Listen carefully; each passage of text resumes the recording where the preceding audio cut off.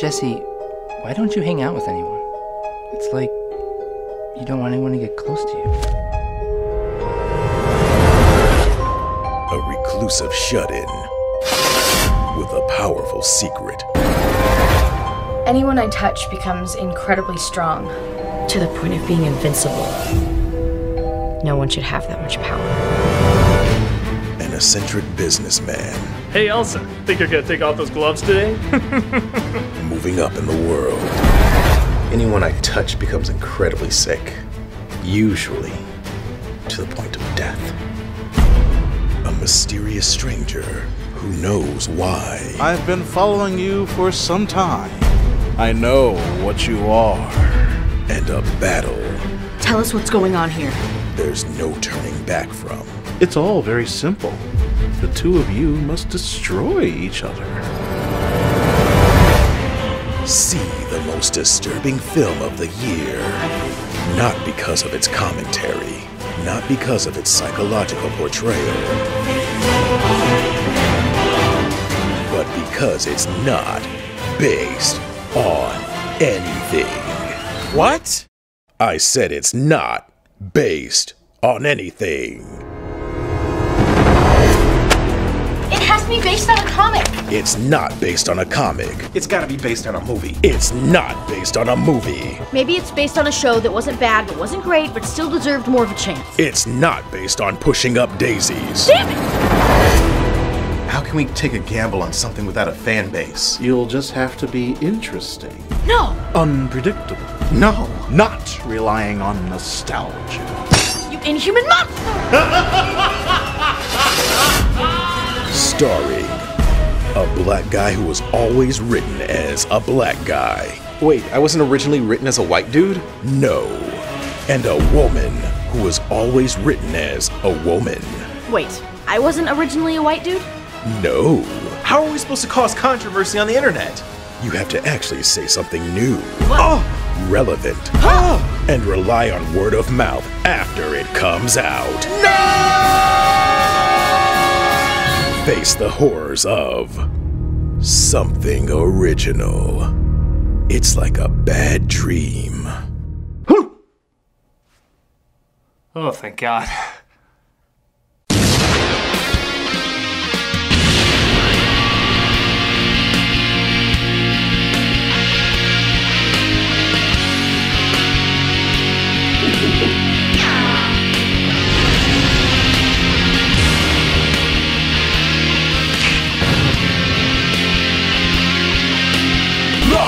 Done.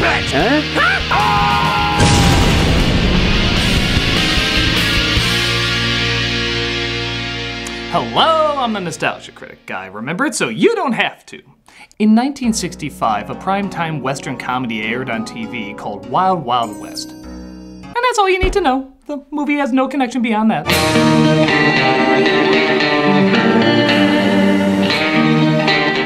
Based on the series about a duo of cowboys who get into gunslinging adventures, the movie goes for a slightly different take, with Will Smith as the lead, a steam-powered wheelchair with a drunk Kenneth Branagh attached, and a giant mechanical spider blowing up cities with fireballs. That's the big screen adaptation I would think of with a show like this. Don't judge a house by its shutters. Now, how about windows? Not only is this known as the worst film from Kevin Kline, the worst film from Kenneth Branagh, and the worst film from Barry Sonnenfeld for the moment, but this was the movie that busted Will Smith's success streak. After leaving his smash show and making gigantic hits all in a row, this was the first film to have us say, damn it, we have to hate Will Smith in something! Granted, we would eventually get used to that feeling, but this was the movie that started it! Did the show even have that big a following to throw this much money at it? Did they think kids were really gonna get excited for a Western from the 60s? It's one of Hollywood's biggest head scratchers. So what the hell went wrong? Well, saddle up and get ready to cry into the sunset. This is Wild Wild West. And you immediately lost me. How'd you do that? Was that a second? Was that even a second? That was amazing. What would make me want to know what happens to a man with a hubcap neck brace being chased by a plastic pizza from the Ninja Turtle toy? This movie raises questions. Like, why would I want to watch this movie? We then cut, to Will Smith making love in a water silo. Trust me, this isn't the only time a large group of people will taste Will Smith not giving a shit. That's good, LG. I'm not working. Oh, don't worry, Will. Nobody will think you're working when you're in this film. Problem solved. Hold on there, Belle. You can't just go ramming a man's personal things into some hole like that. A family picture. Actually, this film was PG-13 before that meant PG, so you might want to change that. A stupid line. That works. But it'd just be raining black people in New York as he falls out of the silo and onto a bunch of smugglers. Well, well, we got us a shiny. What are you saying? The sheriff is near. He wants to figure out where these smugglers came from, so he traces them back to a brothel where Kentucky Fried Jesus! I'm very flattered, but I'm just not interested. Okay, does this Western take place in progressive times, or is that honestly supposed to fool us? Oh, I'm so sorry that won't be possible. I have a tonsillitis. I identify as unfunny. Gotta be interested. You're a whore. I work alone. Huh. Thought you were above the obvious booby trap line, huh? Well, don't worry. There's plenty of other unfunny lines to make up for it. Like when we see how Donald Trump inspects his wives. Hey, he sacrificed a lot. And one of the henchmen chooses Klein. Oh, hey! Now I know how Michael Bay gets people to see his movies. You ever really step back and look at Megan Fox? Now tell me, who's in that sack in the other room? Which scientist is it? Is it Dr. Escobar? Who do you work for? Who paid you to kidnap Escobar? And tell me who's stopping me from being humorous until Bob's Burgers. Smith interrupts, but a wagon of explosions is sent hurling towards them. Now what? It blows up the tavern and... we'll just assume they survived. Yeah, it's kind of like Batman in a death trap. Who really cares how he escapes outside of everybody? Hey everyone, I was looking for the tone. Does anybody know the tone? I'm getting kind of a Baz Luhrmann, Mel Brooks thing. Is that what we're doing? I mean, I see Kevin Kline in more obvious bad makeup, so I didn't know. Oh, we're supposed to fall for that. Well, I mean, who is that person? Obviously not Kevin Kline. Yeah, he does a dual performance in this as both the spy and President Grant for honestly no reason except to give the impression that he's great at disguises. I am the president. I'm Artemis Gordon. How did you know? President went to West Point. That says Harvard. Also, you're terrible at what you do.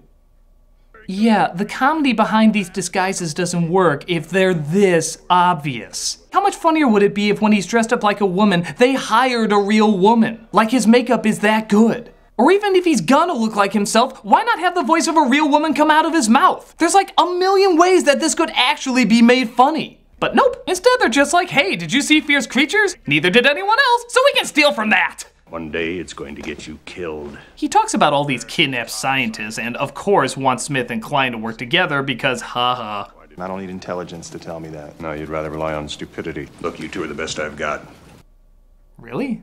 Find this madman, whoever he is. And please do so with half the props from Jackie Chan's Around the World in 80 Days. Asshole! Smith catches up with Klein's awful green screen, but Klein's awfully pointless trampoline floor leads to Klein's awfully unfunny knee slapper. Oh, nice of you to drop in. Do you like that line? I got it from Fuller House. I'm just putting the final touches on my latest invention. Comedy? The impermeable. Yeah, I knew you would make that.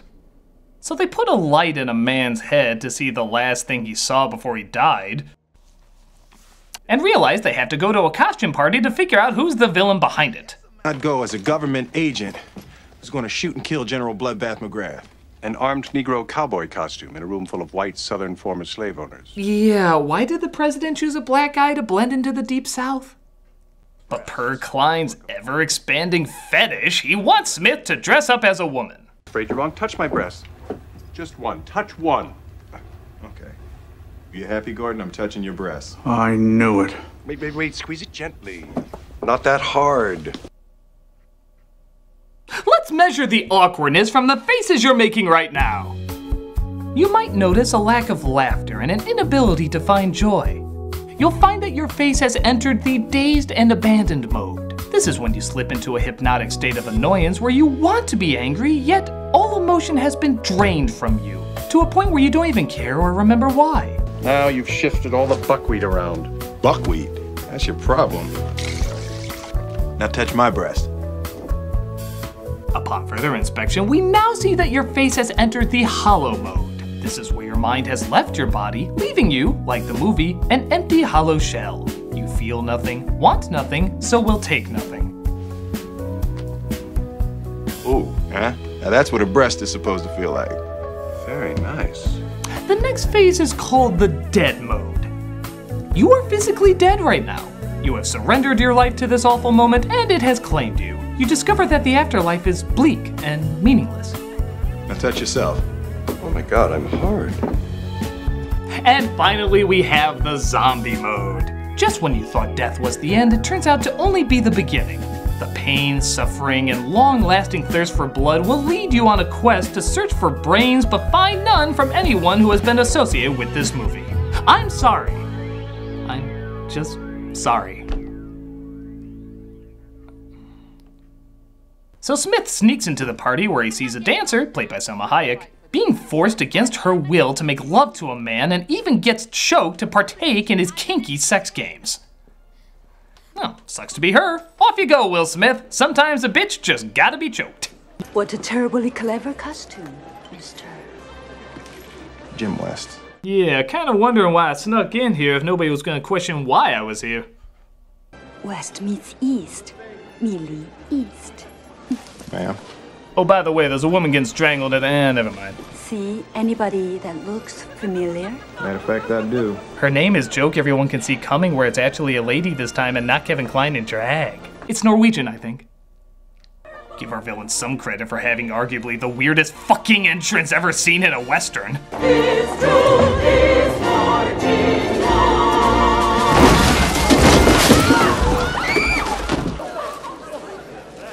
I don't think Bugs Bunny could have come out that smoothly. Don't you just hate that song? I feel like Brana missed his true calling as a whack-a-mole. Don't you just that song?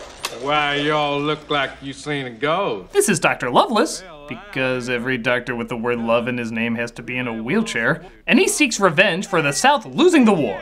Smith, however, plans to stop him by making obvious jokes. I find that an occasion to stand up. I haven't seen him in a coon's age. A man of your stature to keep in touch with even half the people you know. Perhaps the lovely Miss East will keep you from being a slave to your disappointment. They encourage you one minute and cut the legs out from under you the next. Your mama's so fat she almost ate the black off you. Your mama's so fat you're in a wheelchair.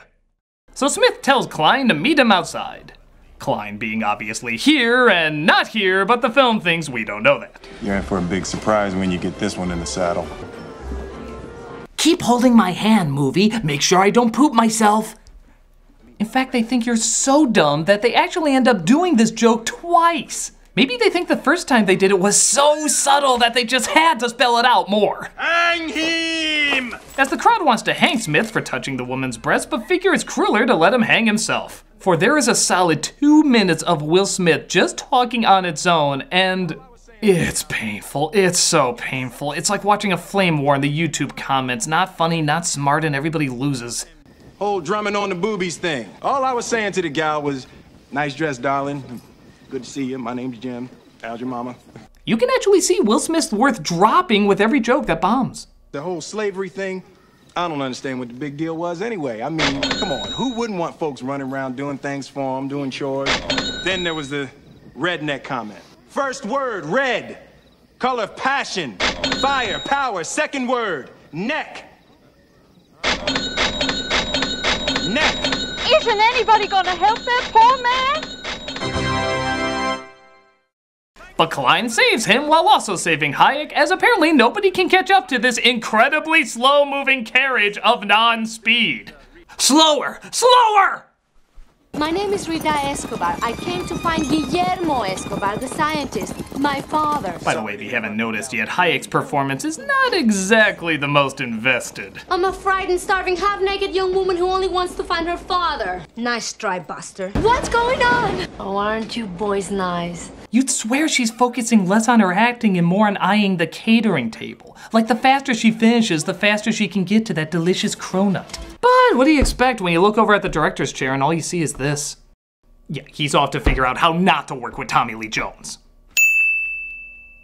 Branagh approaches his Confederate henchman, but it looks like the movie wants to kill itself as much as we do. You sawed-off sadistic bastard! You surrendered at Appomattox. So who betrayed whom? As one half of Gary Oldman, both literally and figuratively, I need my evil to outweigh my practicality.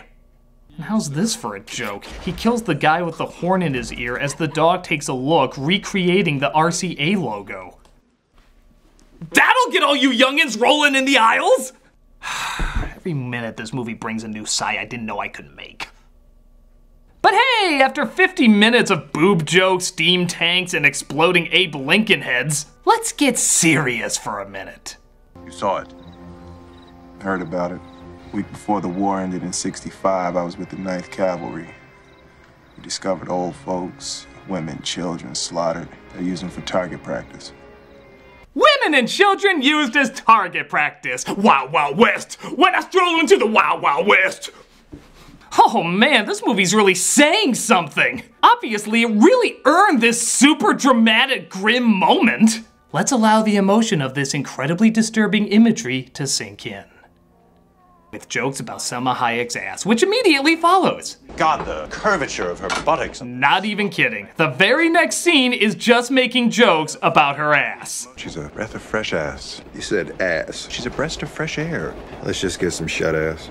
Totally makes you forget about the whole women and children being used as target practice. Fuck.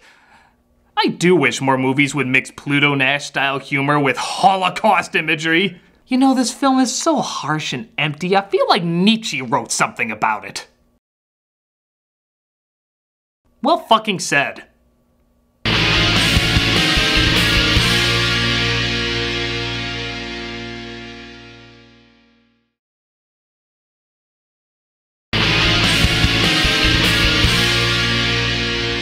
So it looks like Branagh's train tries to attack our heroes. But Hayek, being quite a whiny little crybaby, uses the gas ball to accidentally knock out Will Smith. Jim.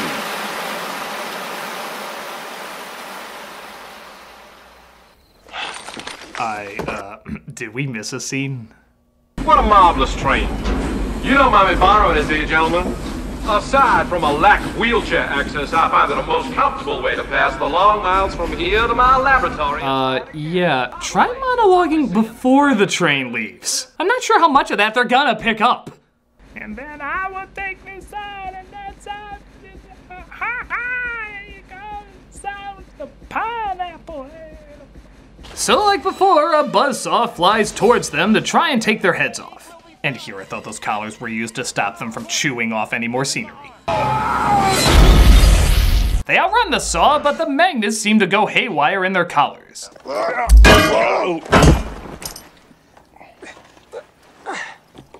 You all right? Yeah, I'm just peachy. Can you help me get my boot off, please? Oh. Hey! Oh, sorry. All right, Gordon. I'm gonna undo your belt. I'm gonna run as fast as I can that way. You run as fast as you can the other way. Let me make sure I understand your plan. You're going to run as fast as you can that way, and I'm going to run as fast as I can that way. So, was there anybody left in the theater at this point? Was there any one person who was like, I want to see where this is going? I put my trust in this, that this will lead somewhere worthwhile. Even the insects who eat off the theater floor are like, hey, where'd all the people go? Yeah, there's usually more food on the ground than this. Is there a reason that the projectionist hung himself with the film strip? Could it be that this movie has something to do with it? I don't know. Let's watch. Gordon, I think you need to calm down. I can't be calm. No. I'm the master of the mechanical stuff, and I have to help you. You, the master of the stupid stuff. Oh, that's just selfish. Who's gonna gas me? So they escape and finally see what Branagh has been working on this whole time. A great big mechanical spider. I would cut to my Dr. Smith character doing the traditional spiders thing, but honestly, I don't think it's worth the makeup. I know it's not. So Smith and Klein try to leap into action. You know how to ride, don't you? Yes, I know how to ride. A horse. Yes, when the situation calls for something primitive. How about now? There's a gigantic spider stomping toward our president. And in that very moment, right after saying that line, Will Smith realizes, I said yes to the script. Look at his face. You can totally see it in his eyes. You fucked up, Will. The spider makes its way to the president with Branagh steering it. Good Lord.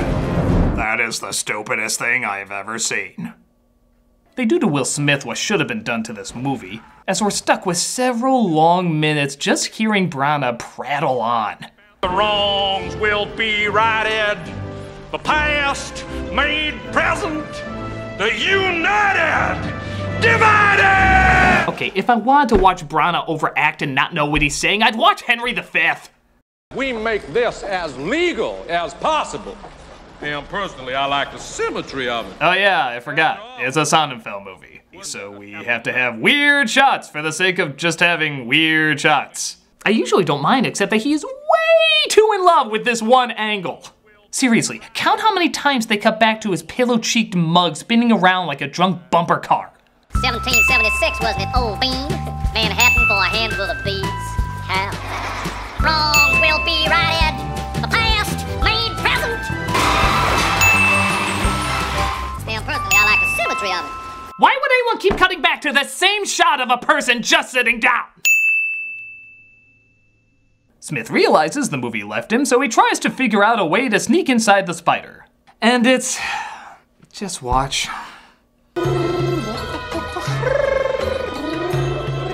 Yup, a very select number of nightclubs are made very happy right now, while everyone else watches in awkward discomfort.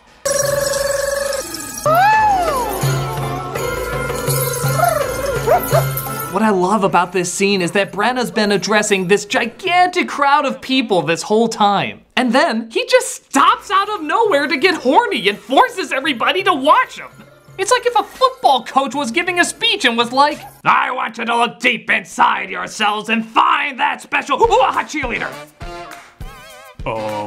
Coach? Are you okay? Everything stops when my pants are jumping! Well, can we at least go? You will watch my advances! Hey, baby. Well, what a nice surprise.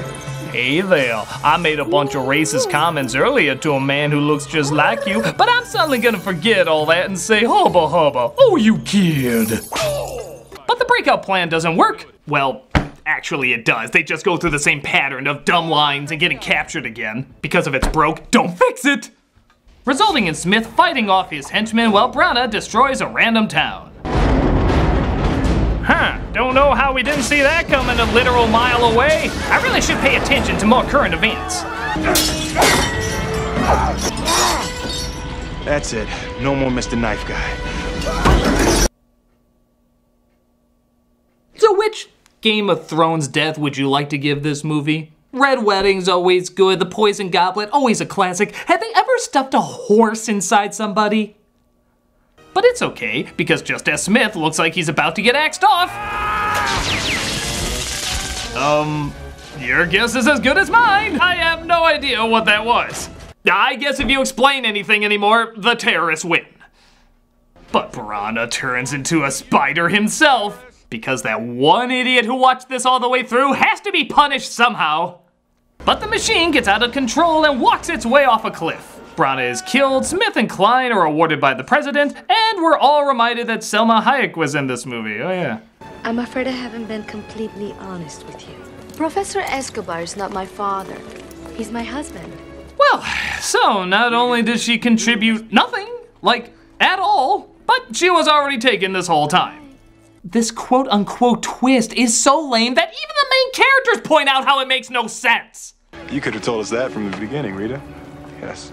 Look at the expression on Klein. He legitimately has no idea why this was a thing. Her character, the romance, why she lied about her husband being her father? Not one goddamn answer. Yes. I think they cut before he grabbed the camera and stabbed anybody who dared look him in the eye. And what high joke do they go out on to end the film? Mind if I ask you a question? Actually, I do, Artie.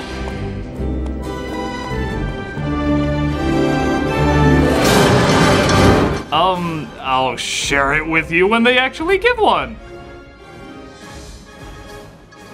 Comedy! That is what this was meant to be, right?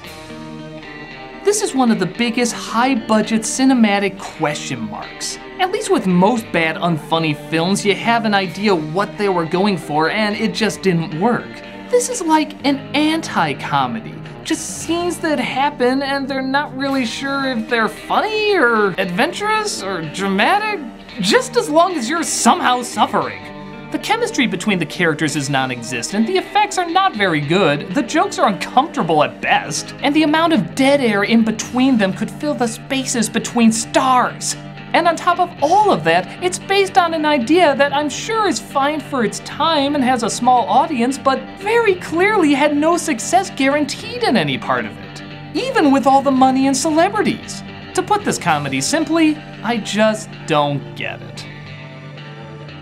But at the very least, we know it can't do anyone else any more harm. I'm the Nostalgia Critic. Hey, buddy, could you, use that can of Raid on me? Sure. God bless you, sir. I remember it, so you don't have to. Coming next week, it's a review of all the Looney Tunes movies, every single one that's ever hit the theaters. But you can see it now under Vessel's ad-free early access. Just $3 a month to see tons of people's videos early, as well as a bunch of other extra features. Check it out and get the early scoop.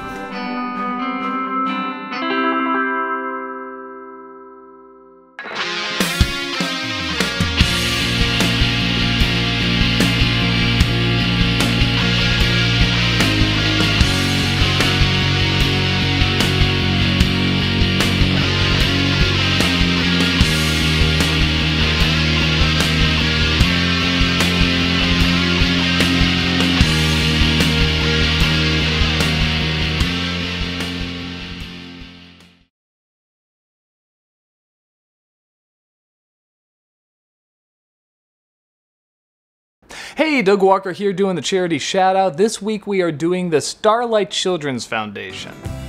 Since being formed as an Australian children's charity in 1988, this foundation has brightened the lives of seriously ill and hospitalized children, young people, and their families throughout Australia. Living with illness or injury can cause enormous strain in the lives of children and their families. The pain, loneliness, and isolation that sick children feel dominates their lives, and they often miss out on normal experiences that healthy children take for granted. Starlight provides programs integral to the total care of seriously ill children. While health professionals focus on treating the illness, Starlight is there to lift the spirits of the child, giving them the opportunity to laugh, play, and just be children again. If you go to their website, or especially their YouTube channel, you can see all the adorable, beautiful children that deserve so much love and so much laughter. These are good people trying to bring so much joy into the world, and you can help them do it. Definitely click on the link and see what you can do to help these wonderful people out. Take a look and see how much love there is to share.